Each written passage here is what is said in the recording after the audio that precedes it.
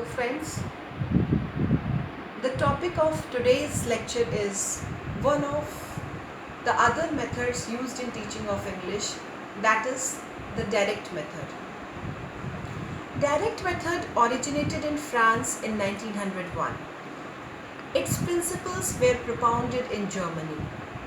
It is based on the principle that fluency in reading and facility in writing follows fluency in speech.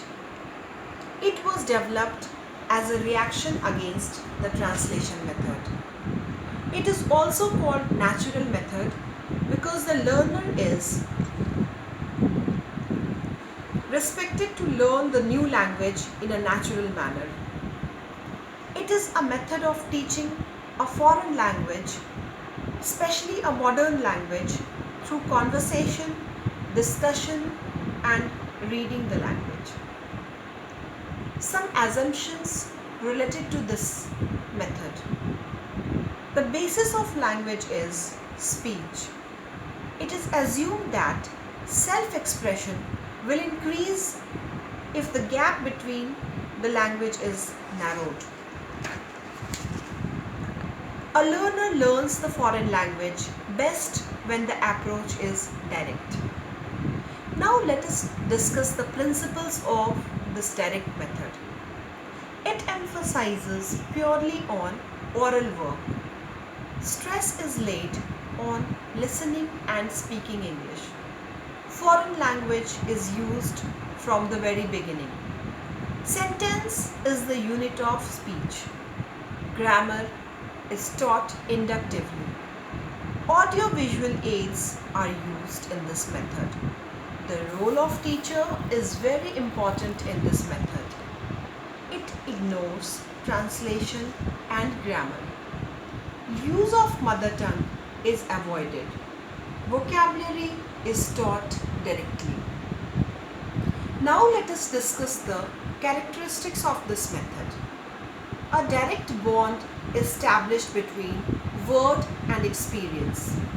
In this method, sentence is the unit of teaching. Grammar is taught inductively.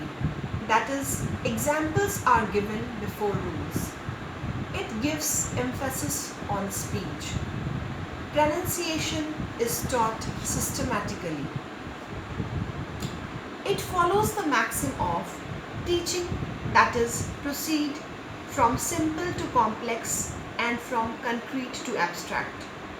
It involves a lot of activities such as asking questions to the students. For example, showing a book, the teacher asks, "What is it?" Now let us discuss the techniques of direct method. The techniques of constant conversation. Conversation in English is followed in this method. The technique of assistance is followed in this method. Constant use of look and say method.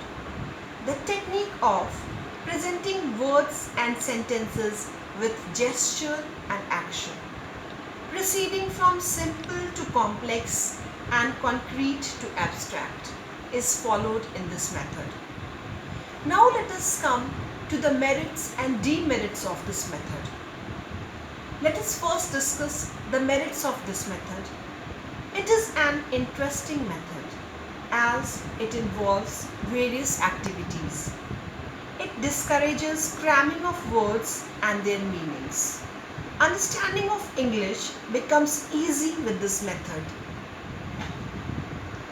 It helps in beginning the words of passive vocabulary into active vocabulary.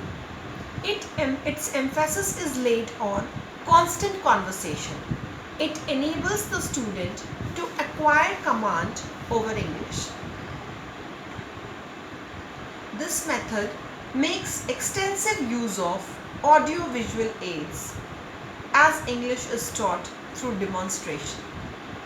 It lays emphasis on direct association between words and experience to acquire the ability to understand directly.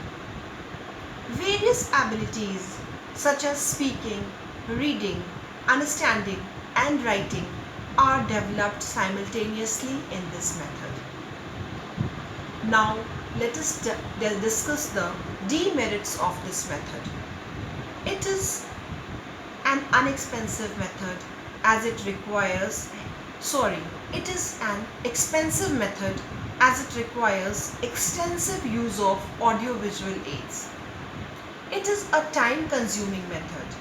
The teacher has to spend a lot of time to prepare the lesson and material aid. It is an important method as it lays more emphasis on the oral aspects of language learning. Abstract ideas like honesty, kindness, justice, etc. cannot be taught through this method. Grammar is taught inductively in this method. This method consists of limited vocabulary and limited application. Suitable for the beginner. Direct method was tried in India for a number of years, but it failed to yield the desired results. It can be used in conjunction with any other method. So that was all for direct method. We have discussed the merits, demerits, characteristics of this method. That's all for today. Thank you.